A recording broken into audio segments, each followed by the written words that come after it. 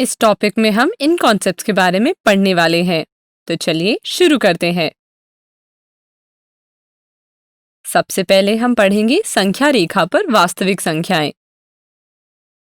अब हम देखेंगे कि संख्या रेखा पर वास्तविक संख्याओं का निरूपण यदि संख्या का शांत दशमलव प्रसार हो या संख्या का अनवसानी आवर्ती दशमलव प्रसार हो तो कैसे होता है।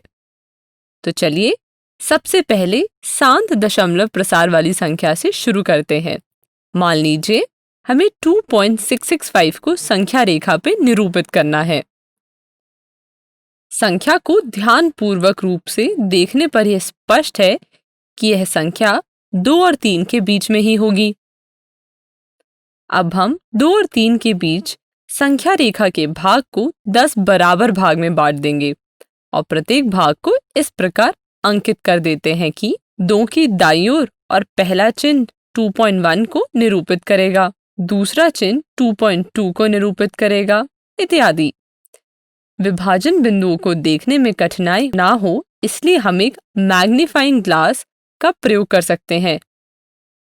चित्र को ध्यानपूर्वक देखने पर यह स्पष्ट है कि 2.665 2.6 और 2.7 के बीच में होगा। आइए अब हम 2.6 और 2.7 के बीच के भाग पर अपना ध्यान केंद्रित करें। अब इसे पुनः 10 बराबर भागों में बांटते हैं। 2.6 के दाईं ओर का पहला चिन्ह 2.61 को निरूपित करेगा, 2.6 के दाईं ओर दूसरा चिन्ह 2.62 को निरूपित करेगा। जब हम इस आकृति को आवर्धित करके देखते हैं तो पाएंगे 2.665 2.66 और 2.67 के बीच है। दोबारा संख्या रेखा के इस भाग को यानी 2.66 और 2.67 के बीच के भाग को 10 बराबर भागों में विभाजित करेंगे और प्रत्येक भाग को इस प्रकार अंकित करेंगे कि 2.66 के दाईं ओर पहला चिन्ह 2.661 को दर्शाता है और दूसरा चिन्ह 2.662 को दर्शाता है इत्यादि। अतः 2.665 इस उप विभाजन का पांचवा चिन्ह है।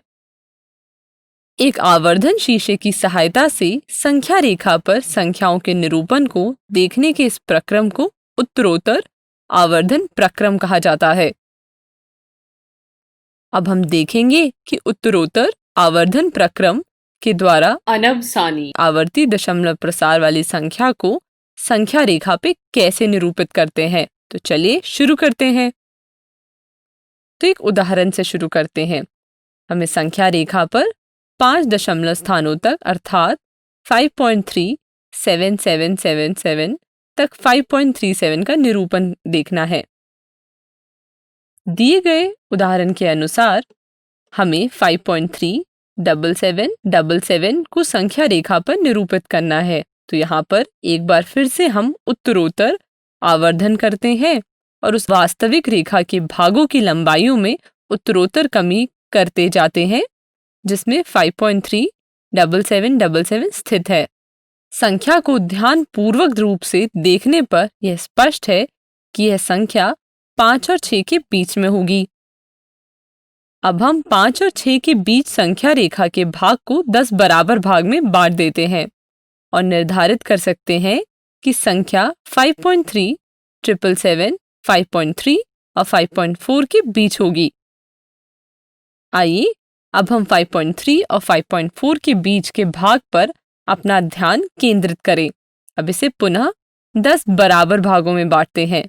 इसे और परिशुद्ध रूप से देखने के लिए आवर्धन शीशे का प्रयोग करेंगे और पाएंगे कि संख्या 5.7777 5.37 और 5.38 के बीच है। दोबारा संख्या रेखा के इस भाग को यानी 5.37 और 5.38 के बीच के भाग को 10 बराबर भागों में विभाजित करेंगे और आवर्धन शीशे की सहायता से देखेंगे कि संख्या 5.37777 5.377 और 5.378 के बीच है।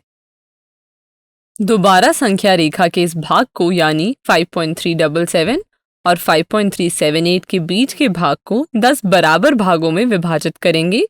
तो इस प्रकार हम कह सकते हैं कि 5.37 बार को संख्या रेखा पर निरूपित करते हैं जैसे यहाँ आकृति में दिखाया गया है।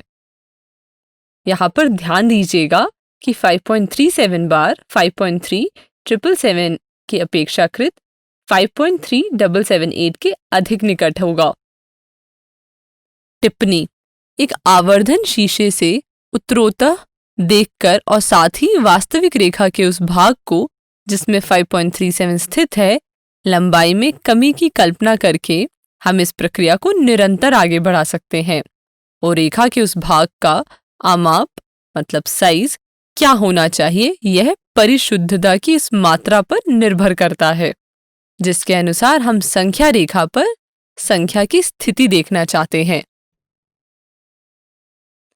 तो इस आधार पर हम कह सकते हैं किसी अनवसानी अनावर्ती दशमलव प्रसार वाली वास्तविक संख्या को संख्या रेखा पर निरूपित करने में भी इसी प्रक्रिया को लागू किया जा सकता है। नोट: उपयुक्त चर्चा का अंत हम यह कहते हुए कर सकते हैं कि प्रत्येक वास्तविक संख्या को संख्या रेखा पर एक अद्वितीय बिंदु से निरूपित किया जाता है। साथ ही संख्या रेखा का प्रत्येक बिंदु एक और केवल एक वास्तविक संख्या को निरूपित करता है। धन्यवाद।